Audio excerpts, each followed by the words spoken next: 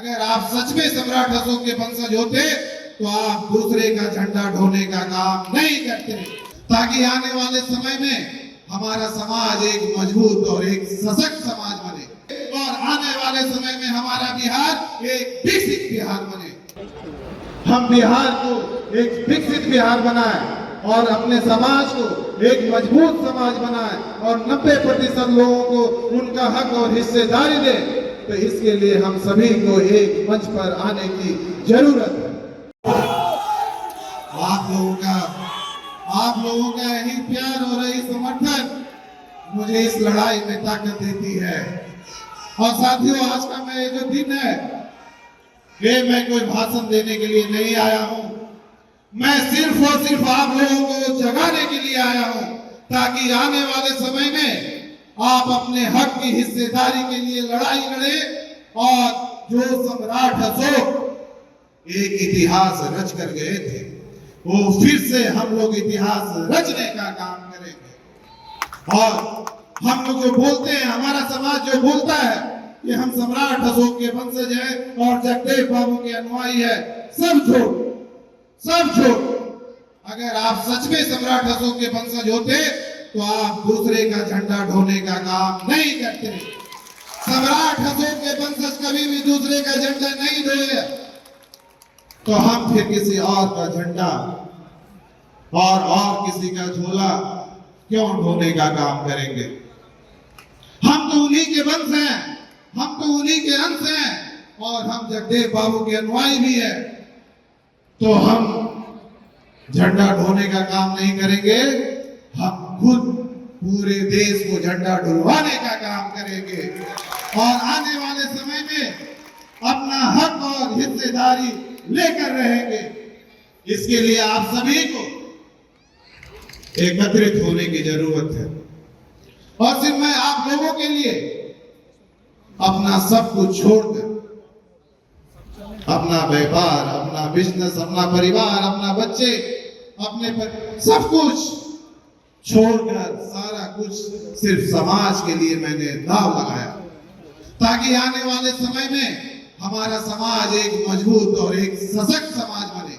आने वाले समय में हमारा 90% समाज को उनके हक और हिस्सेदारी मिले और आने वाले समय में हमारा बिहार एक विकसित बिहार बने।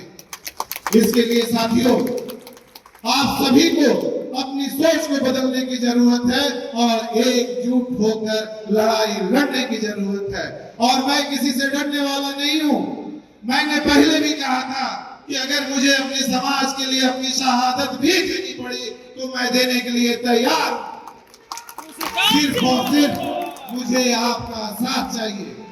अब ये जो हमारी लड़ाई है, ये आर पार की लड़ाई है और अब समय आ गया है बिहार को एक विकसित बिहार बनाए और आने वाले समय में हम अपने हक और हिस्सेदारी का हिस्सा लें। इसके लिए आप सभी को एकजुट होकर लड़ने की जरूरत है।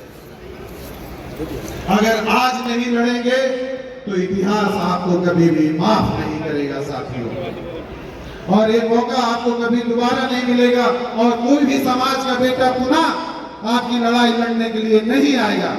ये आप आज गांठ बांध करके रख लीजिए। और अगर हम चाहते हैं कि 2025 में हम बिहार को एक विकसित बिहार बनाएं और अपने समाज को एक मजबूत समाज बनाएं और 90% लोगों को उनका हक और हिस्सेदारी दें, तो इसके लिए हम सभी को एक मंच पर आने की जरूरत है। मैं आपसे 3 सवाल पूछता हूं। क्या आज हमारे कुशवाहा समाज में एक नए नेतृत्व की जरूरत है या नहीं है? आप लोग बताएं, है या नहीं है? आज हमारे बहुजन समाज को एक नए नेता की जरूरत है या नहीं है? आज बिहार को एक नए विकल्प की जरूरत है या नहीं है? जोर से बोलिए, है या नहीं है? आप लोग क्या कहते हैं कि क्या है, हमें एक नई पार्टी बनानी चाहिए? हाँ। और 2025 में अपनी ताकत दिखानी चाहिए। हाँ। तो आप लोगों की बातें और आप लोगों का आदेश को पालन करते हुए मैं आप लोगों को बताना चाहता हूं कि मैं एक नई पार्टी की घोषणा कुछ ही समय में एक नए जगह पे, और मैं आप लोगों को एक और बड़ी बात बताने जा रहा हूं कि लड़ाई जब पूरे बिहार की है तो बिहार की 10 सबसे बड़ी पार्टी हमारे साथ आकर इस लड़ाई को लड़ने के लिए तैयार है। और इसकी घोषणा 10 पार्टियों के साथ हम शायद हफ्ता 10 दिन के बाद प्रेस कॉन्फ्रेंस करके करने वाले हैं। और उदाहरण के लिए मैं बता रहा हूं कि जो देश की सबसे बड़ी पार्टी थी और अभी भी है, जिन्होंने बिहार को प्रभातखबर.com, विश्वास वही, रफ्तार नहीं।